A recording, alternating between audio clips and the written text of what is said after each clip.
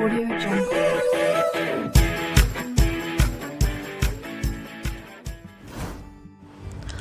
Halo semuanya, jadi kali ini kita akan mempelajari tentang penggunaan artikel dalam bahasa Inggris. Dalam bahasa Inggris sendiri ada dua artikel yang digunakan. Yang pertama itu artikel the, dan yang kedua itu artikel a atau an. Nah, artikel the digunakan untuk specifically menjelaskan tentang kata benda yang spesifik begitu. Maksudnya di sini adalah bahwa benda yang dimaksud itu sudah jelas karakteristiknya, misalnya buku matematika, di mana si pembicara dengan si pendengar sama-sama mengerti bahwa yang dimaksud adalah buku matematika. Beda halnya dengan artikel a atau an digunakan untuk non-specific atau non-particular nouns. Nah, artikel the sendiri disebut sebagai definite article, dan artikel a atau an digunakan atau juga disebut sebagai indefinite article. Nah, maksudnya gimana? Jadi, definite itu maksudnya adalah benda yang dimaksudkan sudah jelas yang mana. Antara pembicara dan pendengar sudah sama-sama tahu benda spesifik apa yang dimaksud. Sedangkan contohnya itu bisa saja misalnya saya bilang, "Let's read the book."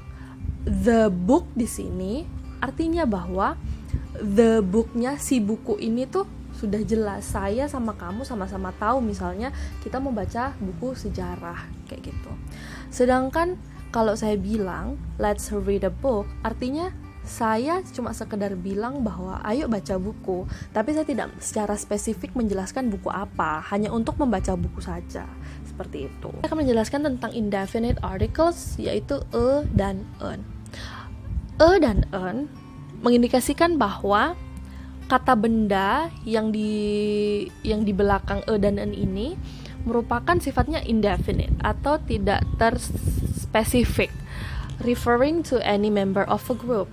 Bisa masuk dalam kategori apa saja. Dan sifatnya ini luas, cakupannya luas. Misalnya, my sister really want a cat for her birthday this year. Artinya kucing yang dimau oleh saudara perempuan saya ini bisa kucing apa saja, tidak terspesifik warnanya, rasnya, ataupun besarnya misalnya. Beda halnya kalau misalnya yang dimau oleh adik saya adalah kucing yang dia lihat misalnya di toko hewan. Kalimatnya akan berubah menjadi artikel the, karena kucing yang dimau oleh adik saya bukan lagi kucing hanya sekedar kucing, tapi kucing yang dia lihat di toko hewan. Kalimatnya akan berubah menjadi my sister really want the cat that she saw in the pet shop yesterday for her birthday. Kalimatnya akan menjadi seperti itu. Kemudian penggunaan a dan an juga tergantung pada suara pertama yang mengawali kata setelahnya. Jadi a dan an ini artinya sama, cuma yang membedakan adalah suara pertama dari kata benda yang mengikutinya. A ditambah singular noun berawalan konsonan atau yang berbunyi seperti konsonan. Jadi a digunakan untuk mengawali kata benda yang sifatnya singular atau sifatnya sendiri, dia tidak jamak, dan berawalan konsonan atau berbunyi seperti konsonan. Misalnya a book, sebuah buku, a bike, a car, or an university.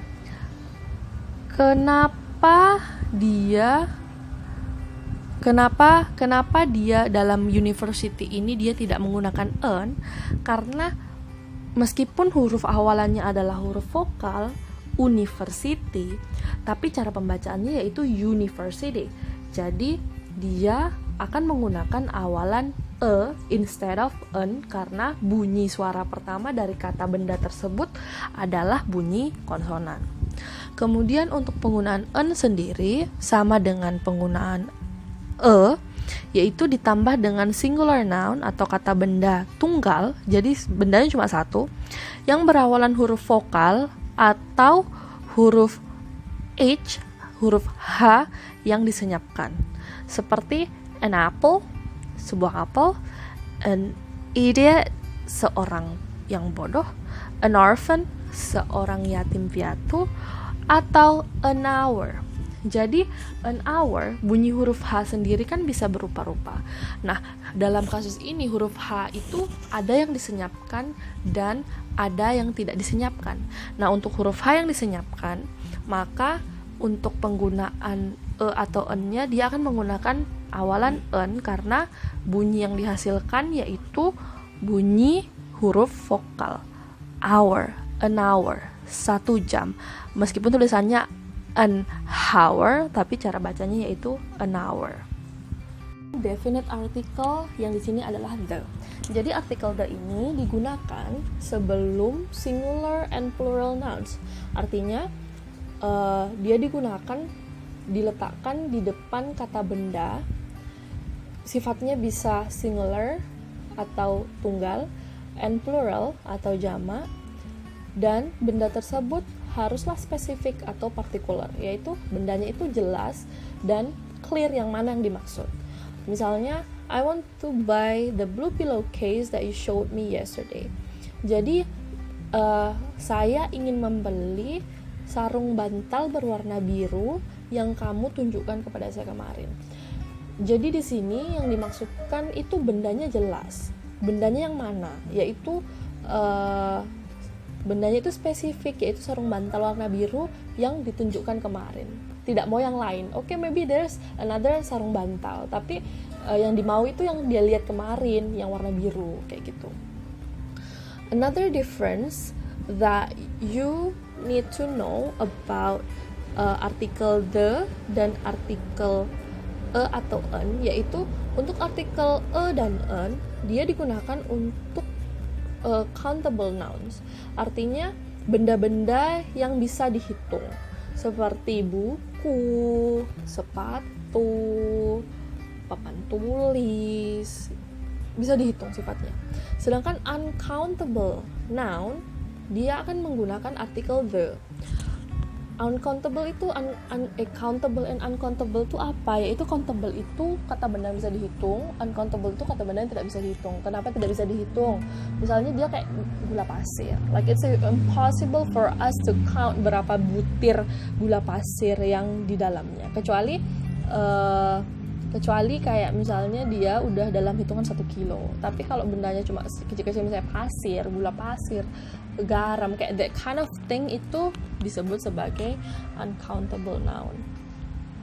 Terus banyak yang bilang, kok repot sekali belajar tentang countable, uncountable noun hanya untuk mempelajari tentang artikel. Nah, kenapa penggunaan artikel ini penting dalam bahasa Inggris?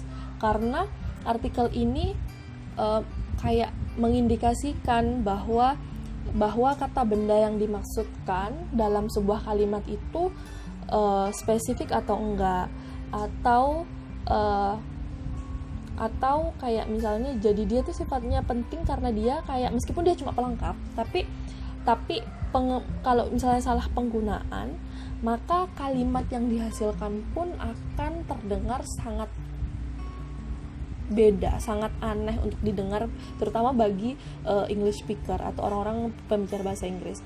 Penggunaan artikel ini penting dalam melengkapi kalimat. Jadi kayak misalnya meskipun dia cuma pelengkap, tapi kalau dia nggak ada atau dia salah penggunaan, maka kalimatnya jadi aneh, pesannya juga nggak tersampaikan secara maksimal.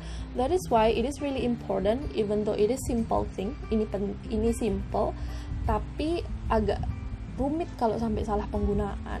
That's why it is really important for you guys, sangat penting buat kalian untuk belajar tentang si artikel ini. So I hope that today's lesson can be useful for all of you. Semoga pelajaran hari ini bisa bermanfaat buat kita semua. Mohon maaf jika ada salah, mohon maaf kalau misalnya masih ada yang gantung. I hope to see you. Semoga kita bisa ketemu lagi dalam pertemuan-pertemuan dan pesan-pesan berikutnya. So, have a good rest and terima kasih. Bye bye.